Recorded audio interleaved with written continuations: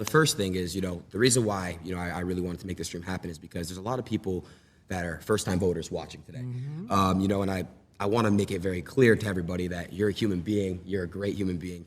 I want you to basically talk in this camera, talk to them and explain why it's very important as a first-time voter to go out and vote and why they should vote for you.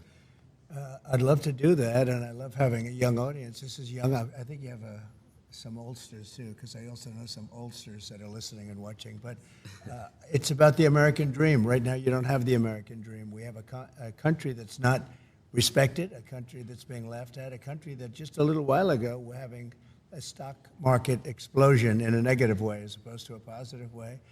And that's been happening for quite a while. It's been simmering and really happening for quite a while.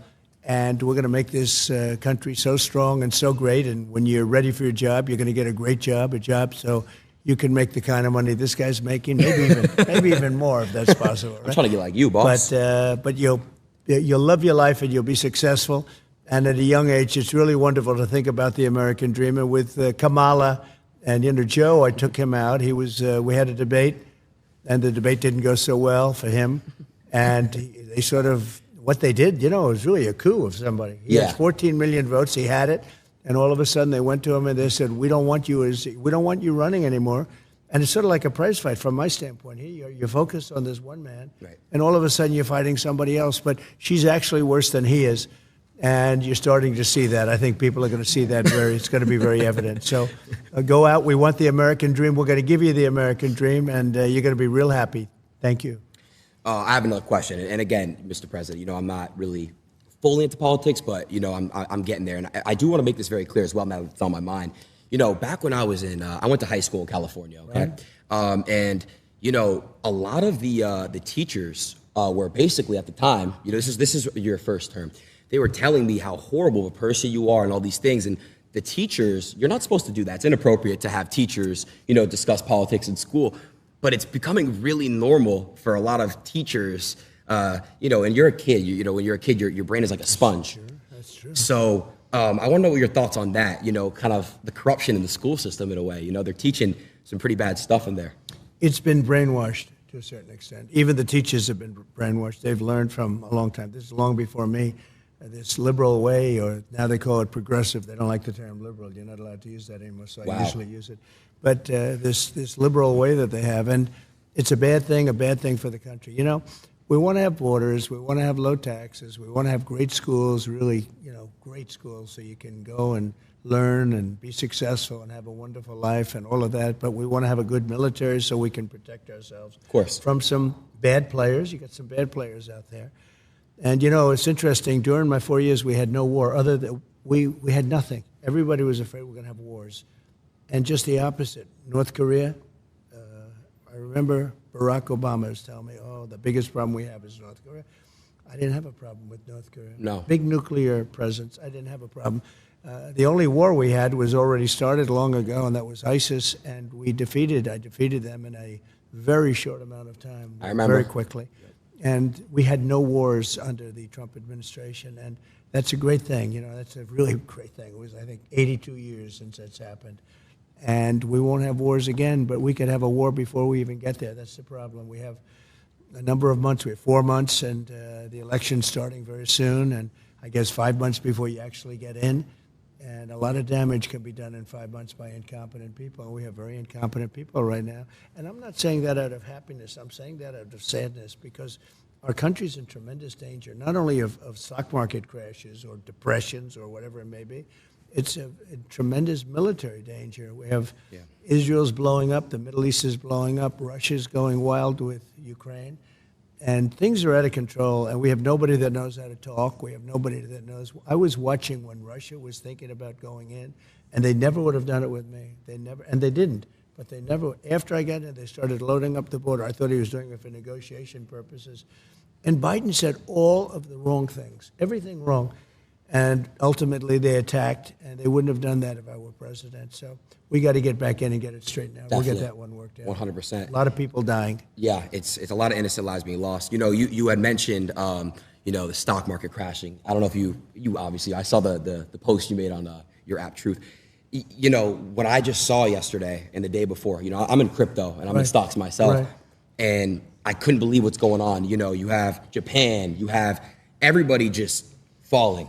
And I want to ask you, you know, how do we basically get it back up and flowing and back up and running? And, you know, and what's causing this? Well, right now you have no confidence. You have somebody that now is taking over from Biden because he just wants to stay in bed all day. He can't get up. He wants to stay in bed. It was a fraud. They tried to tell people he was competent. He knew what he was doing. And in the debate, he was adjudged to be not so good. Yeah. But you can go back 4 years, too. You know, he campaigned from his basement. He didn't campaign. I said, where is this guy during COVID? They used COVID as an excuse not to let him talk. Yeah. The whole thing was a fraud, and everybody knew it, and they knew it strongly. And we're going to get it going again. We have to get it going again. They put us in a very bad position. The worst thing is we have probably, I think, Adin, 20 million people came into our country with open borders, and many come from prisons. And you can be a liberal, and your people can be, but coming from some of the meanest prisons all over the world, not just South America, from all over the world, from the Congo and Africa, they come from all over the world, they're coming, and they're releasing their prisoners into the United States. Now, you can be a liberal guy, you can be progressive as anybody in the world, and you can't think that's a positive thing. No. They're coming out of mental institutions. They're pouring into the United States, and they're hurting and damaging our country, and they're killing our people. And the crime rate with what you're talking about and what we're talking about, we call it migrant crime. It's a new form of crime, and it's a very violent crime. And it's going to take on proportions the likes of which this country has never seen before. And remember, these people are just getting accustomed. These are people coming out of mental institutions, prisons and jails, and many terrorists. We're having record numbers of terrorists coming in. So I'm talking, I assume, mostly to a young audience, but a young audience, no matter where they're coming from, they can't be happy about this. No, they can't. Jobs are being taken. A lot of crime. Fix that issue. What if you know, I happen to be born in another country and I want to come the right way? How would that work? Well, that's what we want. We want people to come in, but they have to come in through a system, through a legal system. And you know, one of the things that's unfair is we have hundreds of thousands of people that have applied to come in, and this administration doesn't talk to them. Right. But if they walk through the southern border, they have no problem getting in. I don't even know why they're doing this, but some people are waiting 10 years to come in, and they've studied, they learned all about the United States, about our Constitution, about everything, and they're not being let in, and we're allowing people to come in from really rough places, really bad places, and they come in through caravans, and you know, these caravans have 10, 20, 30,000 people. And they're pouring through Mexico. That's crazy. And Mexico was great when I was there. They were helping us. I had stay in Mexico. You can imagine what that is. That means you have to stay in Mexico. You can't come into this country until we approve you. They gave it up. Now they just walk right in. Wow. They had catch and release. We had catch and release. That's you catch a criminal and you release them into our country. I said, no. We catch a criminal and we release him into Mexico. I think you feel better about that. Yeah, so, definitely. You know, it's one of those things. There's so many things. They are so bad. It's like amateur night. It's either amateur night or they want to destroy our country. Right. Do you what do you think about what's going on in Venezuela? The whole situation out there. Well, I know it very well. And Venezuela is right now being run by a dictator. We were enemies with Venezuela. Venezuela was going to collapse, and people could have gone back to Venezuela. They're in our country now. They've released tremendous numbers of criminals into our country. If you look at Caracas, it was known for being a very dangerous city, and now it's very safe. In fact, the next interview we'll do it in Caracas, Venezuela, because it's safer than many of our cities after they've released their criminals into all of our cities. Yeah. And you know, I'm kidding. I know. You know, the reason I have to say that, because the fake news media knows that too, but they'll say, he suggested they go to Venezuela. You know, they are so bad, it's hard to believe. But anyway, so Venezuela, their crime is down 72% because they've taken their criminal elements, which are large. It was a very dangerous place, especially Caracas and the different cities. And they've moved them into the United States of America. I know you're very happy. I know that your mother and father must be thrilled when they hear that. Yeah. Who happen to be here, I believe. They are. They're right over there. Hey, Mom. Hey, Dad. Are you thrilled with what they're doing? I don't think so. No. I don't think they're thrilled. I don't think so. So their crime rate is down 72%. Right. Because they're drug dealers, they're criminals, they're murderers, they're rapists. Everything's being moved into the United States. And soon they will have moved all of their criminals into the U.S. They won't have crime. So that's why I say we'll go to Venezuela for our next interview. Okay. It's a very serious problem. I mean, honestly, what they're doing to this country, they're destroying our country, Adin. They're destroying stupid people. He's not a smart man. He wasn't smart 35 years ago. He wasn't smart 20 years ago. And now he's really not smart. No. And you saw that from the debate. I mean, he's really gone down the tubes. And she is... Look, she couldn't even pass her law exam. She couldn't pass her bar exam. And I'm not saying that because I know other people didn't pass their bar exam, but she thought she'd never be able to pass it. And this is who we have running our country. It's a shame. She's ultra-left, ultra-radical. I just see where 99 vicious terrorists, when she was, I guess, Attorney General, because she was Attorney General in California, she destroyed California. Her policies have destroyed California. Her policies, when she was the district attorney, have destroyed San Francisco. San Francisco was the best city in our country 20 years ago, and now it's, not even, frankly, it's not even livable. We have to bring our cities back. We're going to have to focus on bringing our cities back. It's actually really sad. You know, I lived in California for a long time. Even Los Angeles, it's not safe. It's not safe. Everyone I know that lives in multi-million-dollar, homes that do what I do, content, they're getting robbed. They're getting robbed. The police don't really, they're not active out there as they are in some other states, and it's really sad. And I agree. I saw a video in San Francisco where people just walk into a Louis Vuitton in an Apple store and just loot, and leave like nothing ever happened. It's crazy. They loot, and not only that, they have like $1,000 or $1,500, where she started, where she won't even prosecute if it's less than $1,500. Wow. So you see these people go in with like calculators, and they're adding the stuff that they're stealing because they won't be prosecuted. So that if they get nabbed, they say, no, it's less than whatever it is, $1,000. Right. And she started the concept of that, and it's now spreading. Our country, we need strong leadership. We didn't have stuff like this. When you look at what's happened to this country, and you look at other countries, crime rates all over the world are down. You know why? Because they're all dumping their bad people, their prisoners, and all of the people that are bad. They're not only the people on the streets, the people that are in jails. You know what they save by doing that? But they're dumping their prisoners and their criminal elements. They're dumping them into the United States of America. And our crime is going to go through the roof. It's going to go through the roof. And, if we win, and I hope we win, we should win, we seem to be winning, and, you can't even imagine that anybody would want these. This has nothing to do with me. Who would want these people? But can you imagine? They're just getting comfortable now, and they're criminals. So they're sort of laying low a little bit now because they're not comfortable. But soon they'll be comfortable, and they'll find that our police they're great. Yeah. But they're not allowed to do their job. They're not allowed to be strong, and they could do their job if they were let. But if they do their job, they have their pension knocked out. They have their car taken away, their family taken away, their house taken away. Everything's taken away, and they lose their job. It's a very rough thing being a policeman today, I'll tell you. But they could do the job. We're going to have to let them do their job. We have a crime-infested nation. We're a drug-addicted nation, and we're a crime-infested nation. Other than that, we're doing quite well. Yeah. I want to move topics a little bit here. I saw... I'm unfamiliar with exactly what it was called. You were speaking on stage with 3 other women, and you just got ambushed. They were late, and not a hi, hello, how are you? Just straight into it, just straight trying to rip you apart. And I think you handled it pretty well, but I wanted to ask you a question, like, why do you think, like, they just straight up do that for you, but then they're going to ask the other side, what's your favorite flavor of ice cream? That's right. Well, I did this as a favor. This was the black journalists. The room had maybe 2,000. They said 2,000. It looked more like 1,000 to me, but whatever it was packed. Yeah.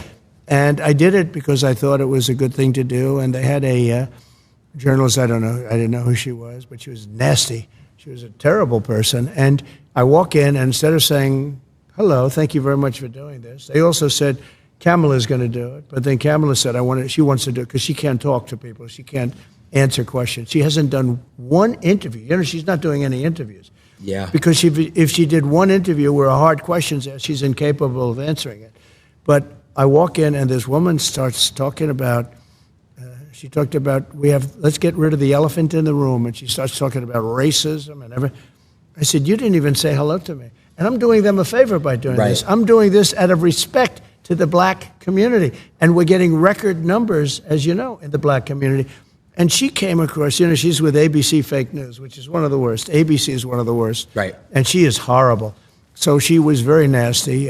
Harris Faulkner was there. She was excellent. The other person I didn't know, she was okay. I wouldn't say she was great, but she was okay. But I did it, and it was quite a sensation. Actually, a lot of people think it was well handled. The woman was so rude. So rude. That, it's hard to believe. You can walk into a thing, and I do them a favor, and I do this. Most people said, why are you doing it?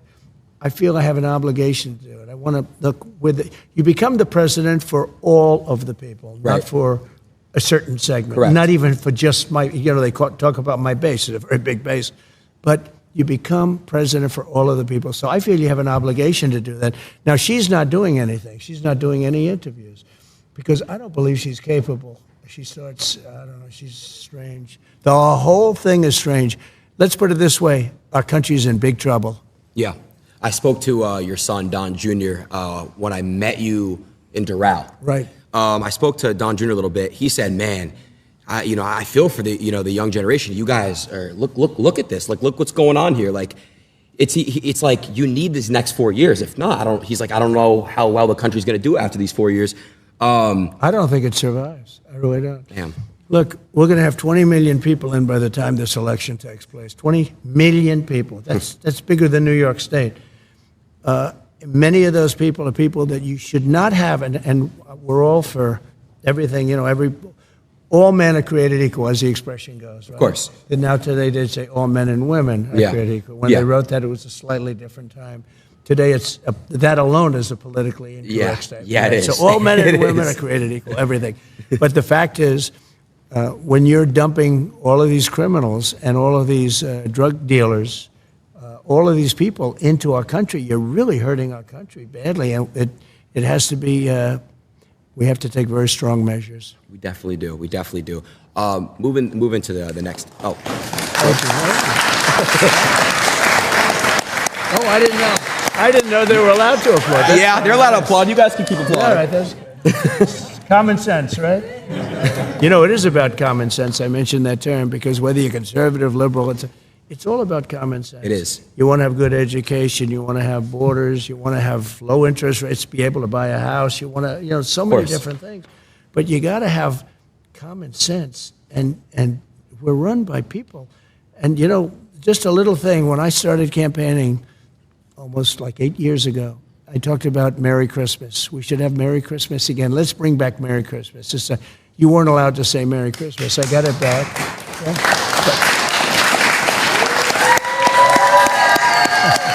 It's a nice crowd, huh? Even if you're Jewish, they like to say Merry Christmas. Every one of my Jewish friends say, we love Merry Christmas. I'm Jewish. I love Merry Christmas. Good. And Kamala doesn't, though. She doesn't like it? She doesn't want you to use Merry Christmas. Wow. She thinks it's insulting to use Merry Christmas. So we'll have to work on her.